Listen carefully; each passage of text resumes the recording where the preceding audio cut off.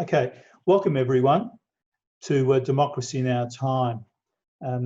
As Les said, this is the first part of a two-part series, and I want to start off by talking about a trip that I made to Germany with my wife back in 2018. And while we were there, we visited two Stasi centres. They're now museums, one in Berlin and one in Dresden. I was already familiar with the Stasi past history, their unique and pervasive methods of repressing East Germans. This is before the wall came down. The Stasi represented the sharp edge of communist rule and was all-consuming, where private becomes public, as depicted in the excellent 2006 film, The Life of Others, and in Anna Funder's 2002 book, Stasi-Land.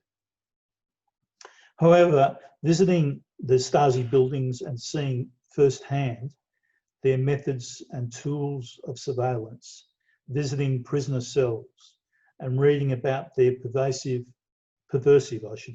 effects on the lives of ordinary people brought home to me the horrors of the perverse mind of state authorities when their powers are misused and when they are not held to account.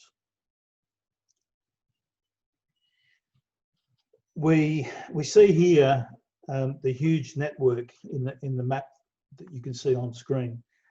Huge network of Stasi officers spread throughout East Germany prior to the Berlin Wall coming down.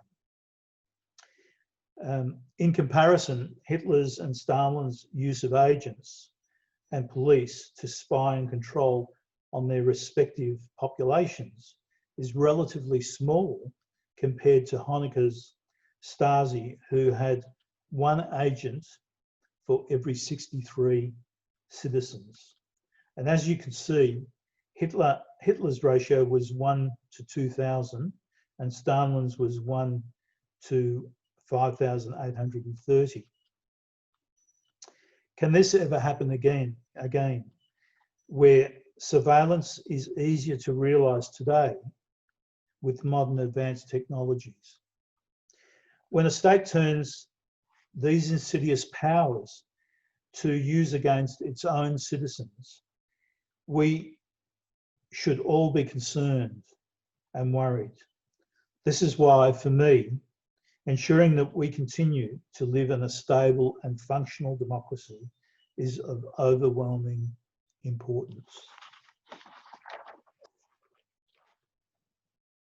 In this presentation, what I want to do is identify some key issues within a small segment of the massive literature on democracy.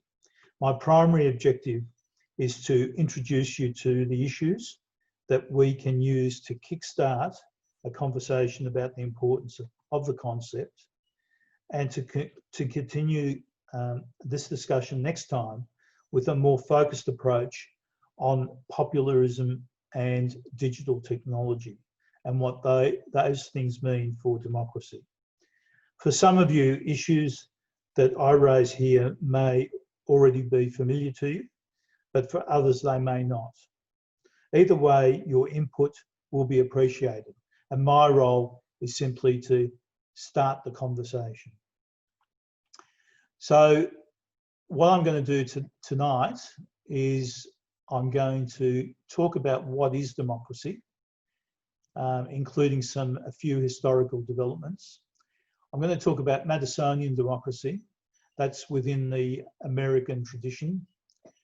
I want to also talk about two types of liberties that will be relevant to our discussion about democracy. I want to discuss the benefits of democracy before turning to a few contemporary themes picked up by some recent contemporary academics in this area. And then I want to just summarise what I mean by the idea of democracy with a few concluding comments. Okay. So the first question is, how widespread is democracy? Is it widespread? Is it in general use? Now, in my view, it is widely used around the world. It has widespread appeal, and it's got emotional appeal too. People have fought in wars and died in wars on the basis of trying to advance or defend democracy. However, there is a wide usage of the term democracy, and as we can see, as I alluded to earlier, the East Germans used the term German Democratic Republic when discussing their system, and as I would argue, this is completely inappropriate. It didn't represent democracy at all, in my view. Has the term democracy become an hurrah word? Is it devoid of meaning? Well, if you use it in this sense, it probably has. But what I want to do tonight is I want to define. I want to define more clearly, although it's very difficult to define in very precise language because you've got different interpretations. But I want to discuss what we mean by democracy. And the meaning of democracy should be distinguished from any moral or normative appeal. The two are different. Okay. Democracy, most people would argue that it comes from, it's got Greek origins. I've come across some authors that say that it predates the Greeks, but we'll assume for this presentation that the Greeks invented the concept, and Athens in the 4th and 5th century BCE is considered as the role model, if you like, the ideal. And basically it means the people rule. But if we were to look at Athens at the time, ancient Athens, we probably wouldn't consider it to be a true democracy, even though people hold it up to be the ideal. When you sort of look at the people consisted of adult citizens. It excluded women, children, slaves, and foreigners. And you had to be over 18 to partake in the assembly, and you had to be over 30 to hold an office, an admin or magistrate office. The concept of rule, that applied to direct participation. So you were expected as a citizen to participate actively in the activities. So if we look at the system overall, it had various checks and balances against the potential abuse of power. Regions were equally represented, and citizens were chosen at random for executive, magistrate and other positions with a strict time limit. And participation was considered a civic duty. It was a way of gaining virtue. So if you didn't partake, you were more or less considered useless, as the quote down here mentions. So if we look at the ancient form of democracy and what we've got today, the ancient form is not practical, it's not viable in a modern state. The Athenian democracy was able to work because of the small numbers, the territory was small. It was able to work, by the way, because of slavery, because it freed up people to attend full day sessions in Athens to debate. And they used to meet, they had to meet at least once a month, but typically it was 2 or 3 times a month, plus the other duties that they had on top of that. Indirect democracy or representative democracy, on the other hand, is what we have got. It's the modern form. It's the form where elected representatives make decisions on behalf of constituents, or they make decisions with the consent of the constituents. It depends how you look at it. Historically, democracy, it's only in sort of modern times that it's been considered an ideal, something to look up to. Prior to the 19th century, it was a maligned and term that was held in contempt. Plato, the Renaissance thinkers, even the founding fathers of the US Constitution had problems with it. And we'll go into the latter bit in a few minutes. The turn of the century, the turn of the 19th century saw democracies in the US in particular working reasonably effectively and fairly, producing stable government. One of the biggest problems with previous attempts was that democracies were not, didn't have a long life, and they produced unstable government. And that was one criticism and concern that people had. And also the issue about minorities, how minorities could be looked after.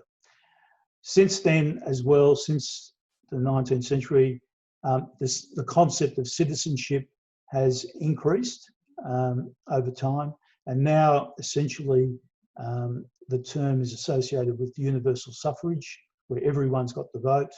That's every adult person, male, female, and it's seen as a basic characteristic of democracy. Okay. So some definitions. I've got three here. I'm not saying that any of these are definitive. This is a sample just to give you a sense of what some of the authors are grappling with and where they're coming from. The first one by Schumpeter really focuses on methods and procedures. It's a market-based perspective, and if you look at it closely, it's more concerned with the leaders obtaining votes from people. It's considered a competitive struggle to gain people's votes. And this particular definition really challenges the classical Greek perspective. The one in the middle, which is by a couple of academics at Harvard in a recent book, and I'm going to go through this in a bit more detail later, they talk about the importance of elections, the importance of elections being free and regular and fair, but also they add in the basic civil liberties as being very important. They highlight that. And the third one is by Holden, who has written a fairly extensive book on democracy from a philosophical perspective. And he considers it to be a political system where the whole people, and by whole, he uses that term so that it encompasses both individuals as well as the communal aspect of the people. And there's a big debate going on in terms of whether the people should be considered as individuals or as part of a communal whole. And there's problems with the latter, and we'll touch upon this next time because that sort of goes into more of what popularism is about, but that's for a later subject. The thing I like about this definition is that it includes both positively and negatively, meaning that people give both consent, but they can also reject. And in this particular case, it's elected officials can be kicked out of office. And I think that's pretty important. What I feel less comfortable with is this latter part of the definition where it says the basic determining decisions on important matters of public policy. I don't think that individual electors make determining decisions on important matters of public policy. I think they elect representatives who have a bundle of policies that may or may not be implemented once they get into power, if they get into power. So that sort of raises a whole lot of issues. But the other aspect that I do like is that it's about the whole people that make and are entitled to make these decisions. So they're there, there's an entitlement, there's a legitimacy for the people to partake in some sort of decision making. Okay, so you know it's useful to sort of compare different definitions because it gives you a different perspective and comparison. Okay, so that's the definitional part, and we will touch upon some of the concepts that come out of that later. What I want to do now is talk about the American type of democracy, and Madison, James Madison, in addition to being the 4th president of the United States, was also one of the key founding fathers. And for him, and this, he made several contributions in what's called the Federalist Papers, which are still well referenced today. And the Federalist Papers were there, published in newspapers to convince people that adopting the US Constitution was a good thing. So they ran a campaign and they published these essays that there were three founding fathers who used this mechanism, and Madison was a very important part of that process. His major concern was that the major concern was about factions, the effective factions. And factions for him was a group with, as you can see on the slide here, some common impulse of passion or of interest, advancing its own interests to the detriment of those of other groups. At the time, this was a deeply pejorative term. Okay, so the way Madison handled it was in his paper, he talks about addressing this factionalism problem by either removing the causes or addressing the effects. And he dismissed removing the causes because he said liberty would need to be curtailed, and that was not acceptable. And you know, men, and they were always talking about men at that time, had a diversity of faculties. And one of the main concerns that he had about factionalism was that he wanted to protect property rights. Okay, so the founding fathers were concerned that the minority, i.e. property right owners, might be disadvantaged if everyone got the vote. So they wanted to put something in place to protect the minority. And what Madison proposed was a two-pronged thing. One of them was what I call sociological, and the other one was an institutional solution. And we'll talk about that here. So there was a need to guard parts of society against so-called injustices from other parts.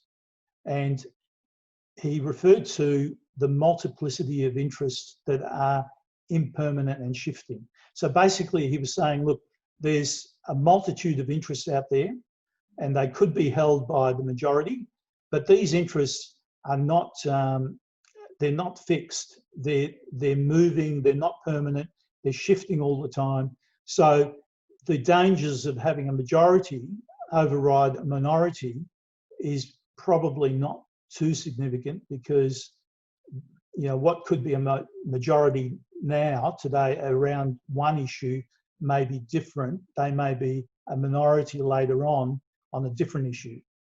So he said that you know that was something that related to how society was structured, and he thought that would counterbalance the various interests of majority versus minority people, groups, I should say.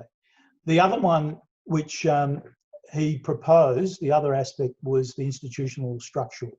And he used this quote, ambition must be made to counteract ambition. So basically what he's saying is if you set up structures in the Constitution to counteract ambitions of different groups of people, you will get a better outcome. And one of the systems was the federal system. So it's the same as what we've got in Australia, national, state and local jurisdictions. They would counterbalance each other. And the other aspect was a separation of powers amongst the branches of national government. So you've got the executive, in America's case, it's the president, the legislature, which is the two houses of parliament, and the judiciary. So that's the separation of powers, or the checks and balances, as he would put it. So that's that. Now, I just want to refer very quickly to the distinction that he made in that particular paper, referring to pure democracy versus a republic. The American Constitution doesn't refer to democracy, it refers to a republic. And Madison made a reference to pure democracy, and he's basically referring there to the ancient Greek type, Athens type democracy. Direct democracy, small groups of people, even that didn't cure the problem of factionalism. And there was a risk to personal security and property rights in that system. And essentially, with Athenian democracy, the concern was not about, not so much about individual liberties. It was more about creating a stable city-state that was stable. That's where the founding fathers of the American Constitution thought that democracies were not stable. They were short-lived, and that was the problem with them. So Madison's approach was a representative government that could stretch across large territories and involve many different groups of citizens and large groups of citizens. And there was a promise there that it would address the factionalism problem. And basically it would do this by refining and enlarging the public views. So by having larger territories, more citizens involved in the discussion, you're going to get different cross sections of interests and viewpoints, and that's going to counterbalance the majority versus the minority issue that I spoke about.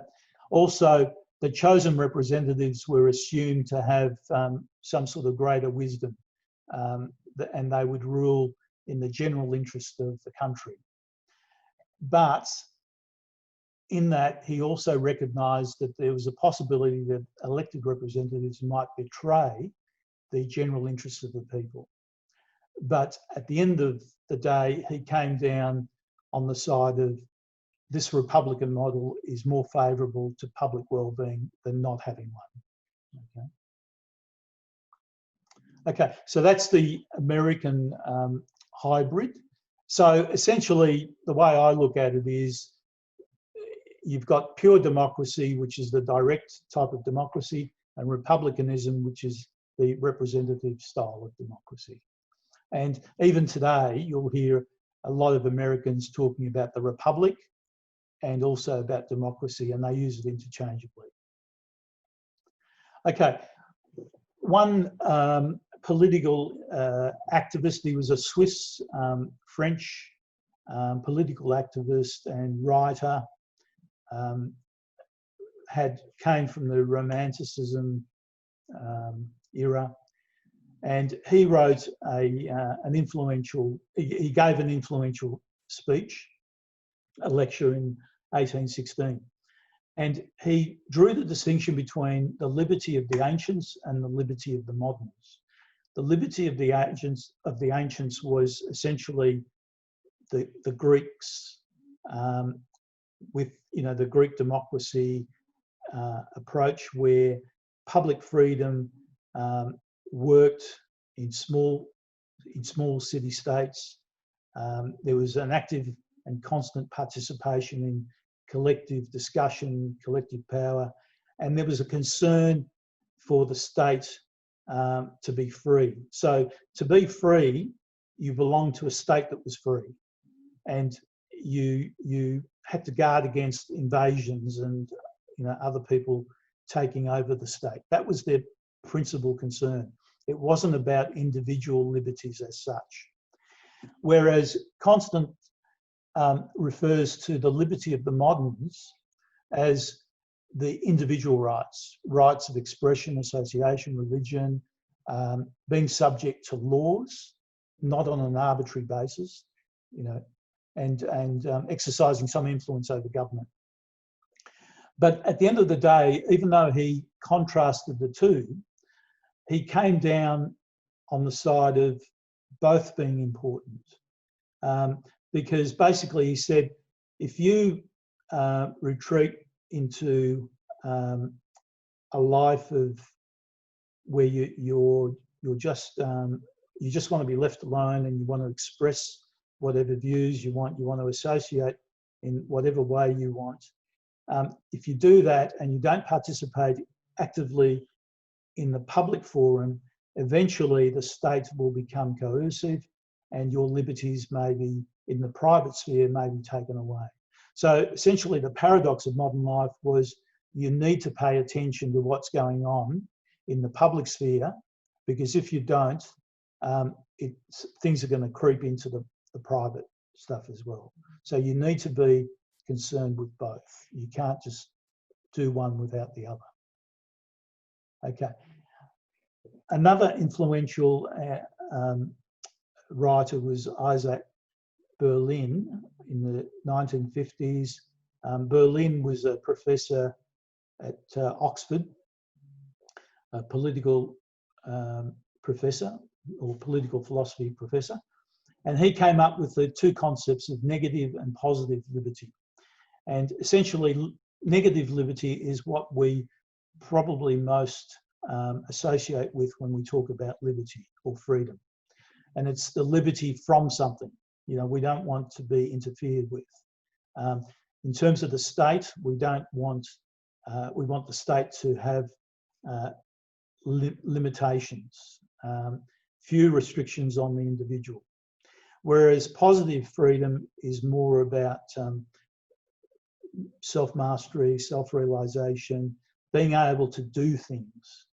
And in terms of the state, it may be that the state needs to intervene at the individual and collective level so that people will have a basic education, for example, or will have basic health care.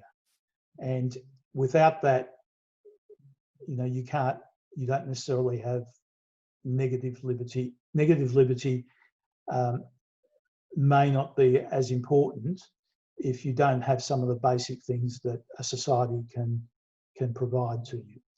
But at the end of the day, the two can be rivals, they can be incompatible.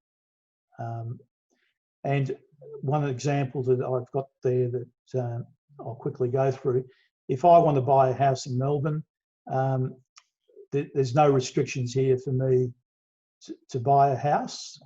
There's no legal restriction or whatever. If you go back to Nazi Germany, they may have had restrictions on religion and stuff like that. So it depends what your race was. You may not have been able to purchase a house or done certain things. So that negative freedom could have been curtailed. Whereas on the positive side, if I want to buy a house, I need to have money to buy a house, the specific house I want to buy. So on the positive side, you've got to have the means by which you can buy a house. But on the negative side, you want to make sure that there aren't restrictions stopping you from doing that. So what Berlin basically said was, look, most people take a simple concept like liberty, but there's a whole lot of hidden plurality behind the idea and the meaning, and we need to flesh it out because it's not a simple concept. And I'm raising it here because liberty, in both Constant and Berlin's sense, are important to the discussion of democracy. Okay. And now I want to look at the benefits of democracy, and I've got it in 2 slides here. I've got the benefits of the democratic process, and I've got the beneficial results of the democratic process. So one is about results, and the first one here is about the process itself. So the process itself leads to virtue. There's virtues in participating in civic life, and the people here, Rousseau, John Stuart Mill, and Benjamin Constant, all had views along these lines, linking the individual to community is very important to them, because if you do that, the individual gets to appreciate other people's points of views, as well as the community as a whole. You know, how decisions are made, rather than having some narrow, myopic view about things. Also, by participating in political life, there's an educative role. And there's 2 aspects to this. One is a very narrow one. It's just basically getting information, what's going on, what's the news out there. And the second one is broader, and both Rousseau and John Stuart Mill were much keener on this, in developing a responsible and moral personality. So a person would grow into a fully rounded person by participating in political life. In terms of the results of the democratic process, we can see that there's beneficial, that there's better decision making that happens. Each individual knows their own interests better than anyone else's. That's the idea. And it's like the wearer principle. Only the wearer knows where the shoe pinches. Okay, and this idea is also you can start to see it in utilitarian democratic theory. They build on this particular idea, and this idea is based on the idea that citizenship is made up of individuals. It doesn't focus on the communal aspect of the people.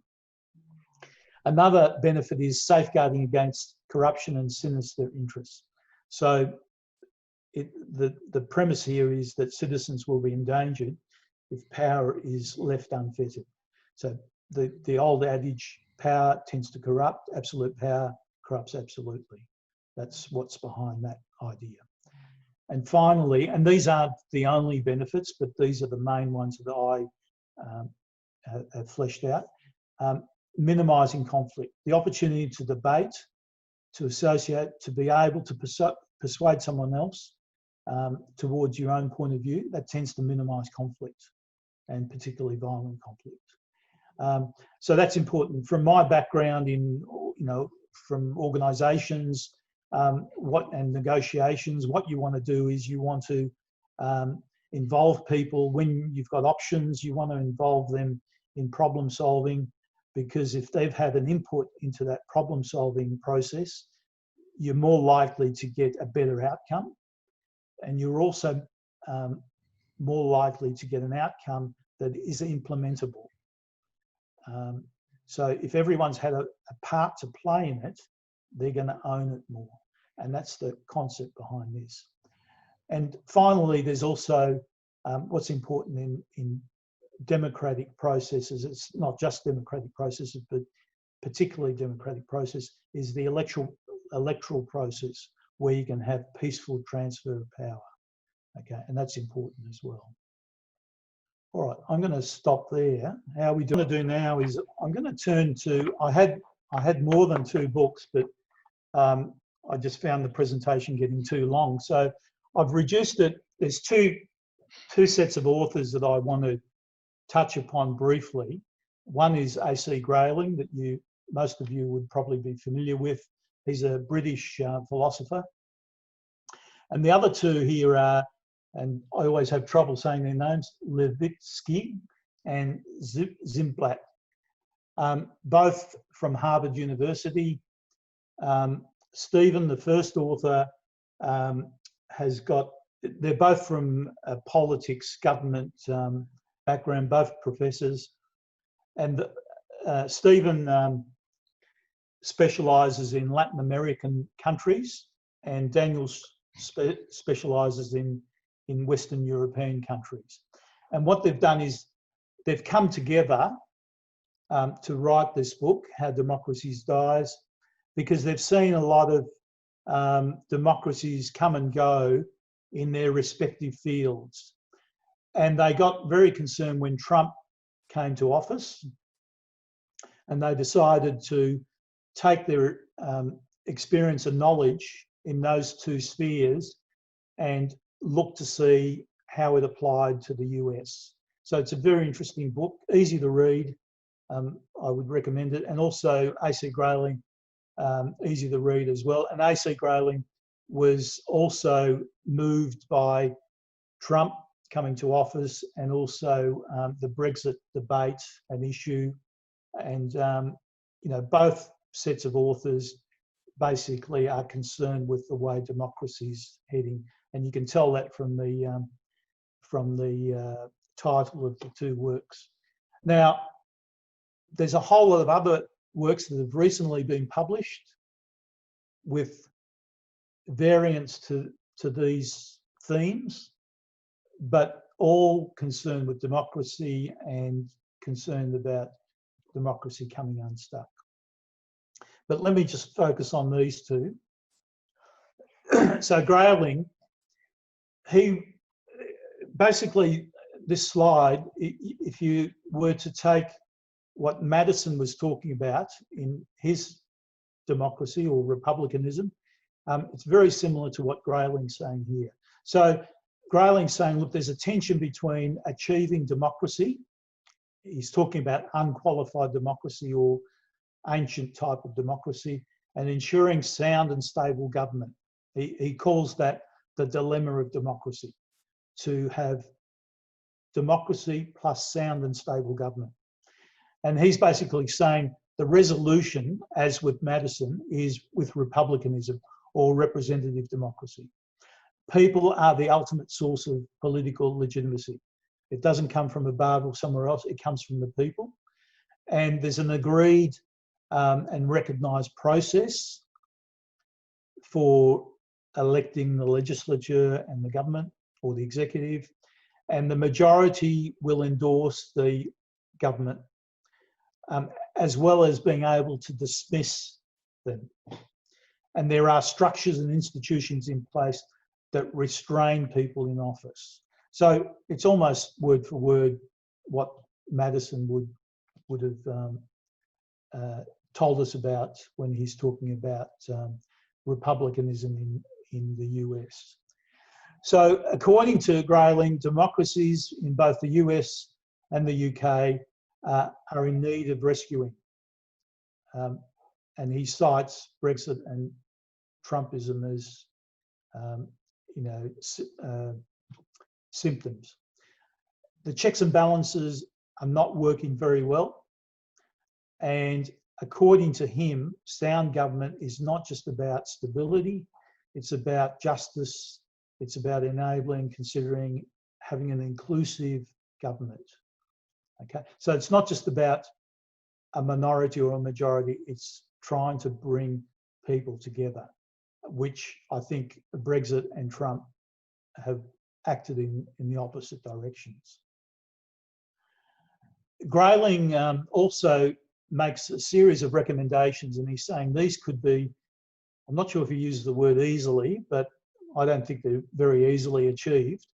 But he's saying if these were put in place, they would go a long way in addressing some of the problems that we've got in modern democracies, particularly in the US and the UK. I'm not going to dwell on these, but if people like, we can discuss these when we have our discussion towards the end. But basically, we're talking about transparency of election campaigning, fact-checking, banning betting on elections, polling to cease for a period prior to election day. I remember newspapers in Australia, the media in Australia was not able to report, I think it was 48 hours before an election. When I was young, I remember that happening. Compulsory voting for all citizens. We've got compulsory voting in Australia. We are one of the rare places, even New Zealand doesn't have compulsory voting. And I tend to favour that. Voting age lowered to 16. I'm not sure about that. It's a bit too young, I think. Maybe that shows my age. Obligatory civic education. I think that's a plus. This is one of the things that came out earlier on, that civic education is vital for participating in political discourse. It's both an outcome, and I think it works in the other way. If you've got civic education in schools, you might contribute to students as they grow older to be more and better informed. Proportional representation. Both the US and the UK have got first past the post. I don't know how familiar you are with election processes, but I'm happy to discuss that in more detail. There are some dangers with first past the post. You can get people with minority votes getting into office using that system, and that is a problem. And then you've got party discipline. And party disciplines in the UK, the US, and in Australia are fairly strong, probably more so in the UK and Australia. But the US, with Trump coming to power, he's made it much harder for people to dissent from what he wants.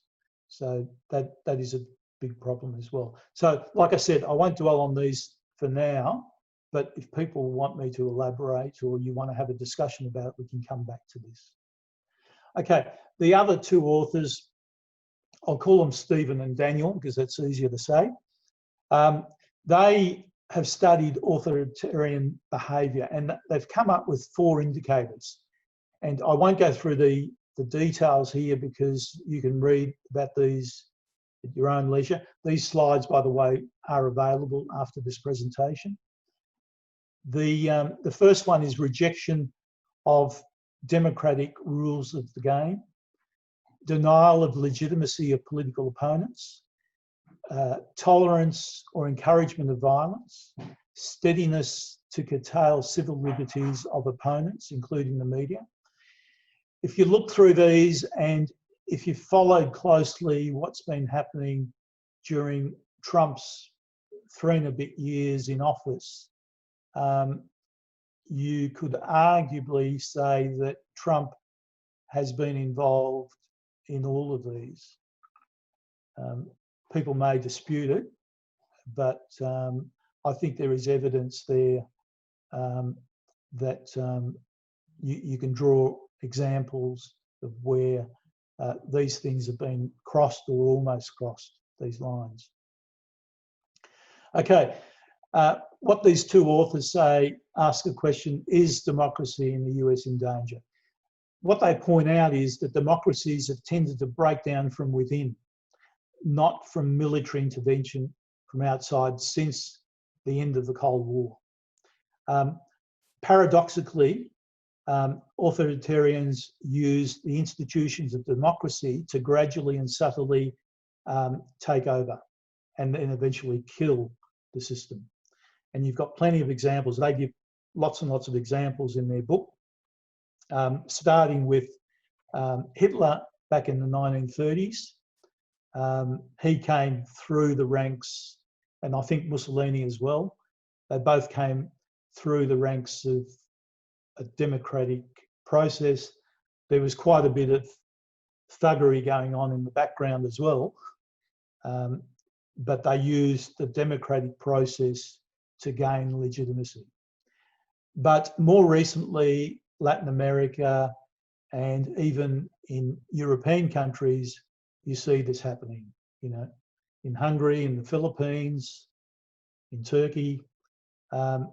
There's been a gradual erosion of civil liberties and so forth. And I like this quote from the authors: American politicians now treat their rivals as enemies, intimidate the free press, and threaten to reject the results of the elections. They try to weaken institutional buffers of our democracy, including the courts, intelligence services, and ethics officers. Okay. And they also talk about 3 strategies that authoritarian leaders use: capturing referees, sidelining key players, rewriting the rules to tilt the playing field against the opposition. And once again, arguably, Trump has attempted to use all 3. And I've given here some examples. I didn't spend too much time coming up with the examples. They were pretty easy to find. And I think that the list could go on and on if you looked hard enough. Another important aspect of Stephen and Daniel's book is that the checks and balances that we were talking about before in the US political system, they're saying they've worked reasonably well. The Constitution has got a framework built in for checks and balances. But the failure has not been in the constitutional framework itself. The problem has been with the that the unwritten democratic norms haven't been reinforced. That these checks and balances, if they work to the letter of the law, it would probably make the function of government inoperable in the US. You'd have gridlock. And we're already starting to see that. You know, budgets being blocked and they have to go into emergency sessions so that public servants can be paid money because the US government's going to run out of money. That's happening more and more often. The executive powers that the president has got, that's being used more and more. You know, it wasn't just Trump, but Obama was using executive orders more and more because he wasn't able to get through the legislation through the Houses of Parliament. With Obama, one of these examples is, I think it was almost 1 year before he left office, his appointment to the Supreme Court was blocked. Now, as far as I know, that's never happened, not that far out from an election. And the Republicans blocked it by saying, no, you've got to wait until the election. But the election's almost 12 months away. But they blocked it. And then when Trump got into power, he appointed a Supreme Court justice. And since then, he's appointed 2 others, I think. So there's unwritten norms that have been broken. And what the 2 authors are saying is what's critical is you've got to have mutual toleration.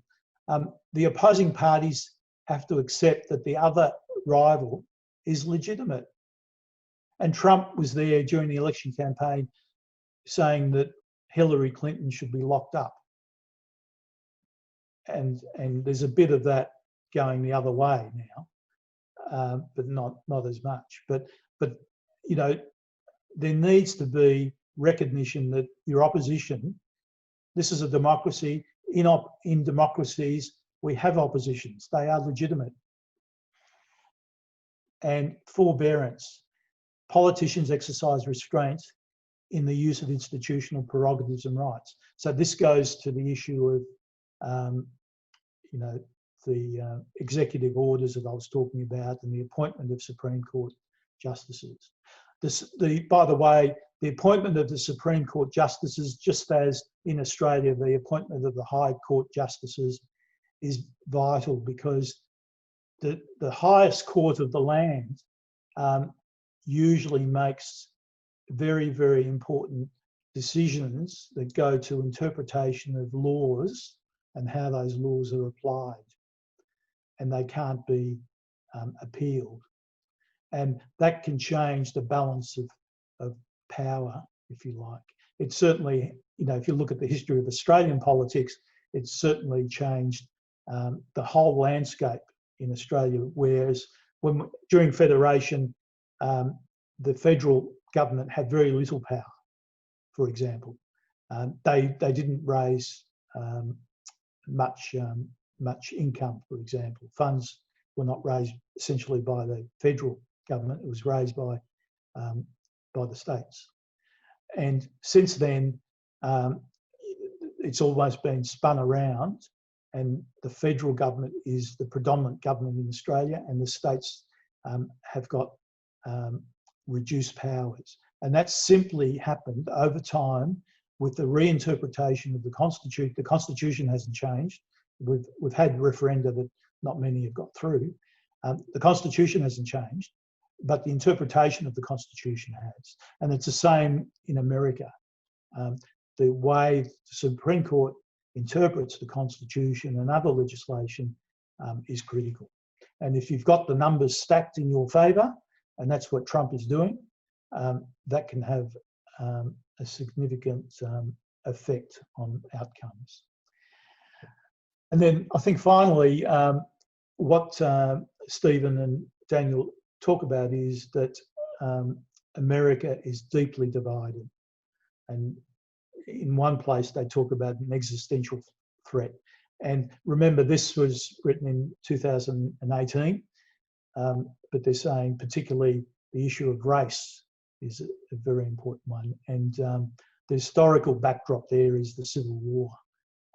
It's still there in the imagination of a lot of Americans. Lessons from history: extreme polarisation can kill democracies. You need that people to be able to come together to make the systems of government work. If you've got polarisation, conflict, the institutions will start to degrade. Okay, so now getting to the principal question, the idea of democracy, is it useful? I think it is, but we need a mutual understanding of what we mean by democracy in a modern state. And these are just some points. Once again, it's not comprehensive. These are just some of the points that I've picked up from the literature and my own input. It's not just a system for electing representatives. It's more than that. But you need free and fair and regular elections. That's the bedrock of democracy. And the citizenry needs to be able to remove governments. That's critical if they're not performing or they're not in keeping with what people want. It's a package. The rule of law, it can't be arbitrary. You've got to respect and protect civil liberties and human rights. And you've got to have freedom of association. You've got to have freedom of the press, freedom to organise, etc. Institutional and structural checks and balances, as we've seen, are important. But they need to be reinforced with the unwritten democratic norms. Political leaders need to act with mutual tolerance and forbearance. Overall interests of the people need to be taken into account, not just the majority. And you've got to have government, governments need to remember that they rule with the consent of the people. They shouldn't be going beyond that. And Churchill's got the last word, or almost the last word. So the key passage here is, democracy is the worst form of government, except for all those other forms that have been tried from time to time. So I'm going to come back to the Stasi. One of the first photos I took when I went to the museum in Berlin was this van, and it reminds me of I call it the milk van. There was no signage on it. This is what they used to use, especially at night, to pick up political prisoners, remove them from their houses and plonk them in here so they wouldn't be as conspicuous. And then you'd be driven off to a prison. So for me, that's quite telling. It's about minimising the risk of states becoming too powerful and coercive. We have to be vigilant, and we've got to take an active interest in our politics, even if we prefer to retreat into our own private affairs. And that's essentially Benjamin Constant's warning. So I'll leave you with that. But one final thing is the part 2. The jury's still out as to whether democracy's days are numbered. I think it's going to be around for some time yet, but it's not a given. We shouldn't take it for granted. That's all I'm saying. We should be taking a much more active role in keeping our politicians honest. The next presentation, what I want to do, I want to focus on 2 things. Popularism. So this goes to the issue of what are the people? Who are the people? Is it one corporate entity, as a lot of populist leaders would like us to imagine, and they know what's best for the corporate group of people? And the other one is digital technology. That's got a pervasive effect on the way we behave and operate in a democratic country. And we can see our rights being taken away incrementally through digital technology. So I want to focus on those 2. And in the second talk, I'm going to talk more about Australian democracy, which I know more about.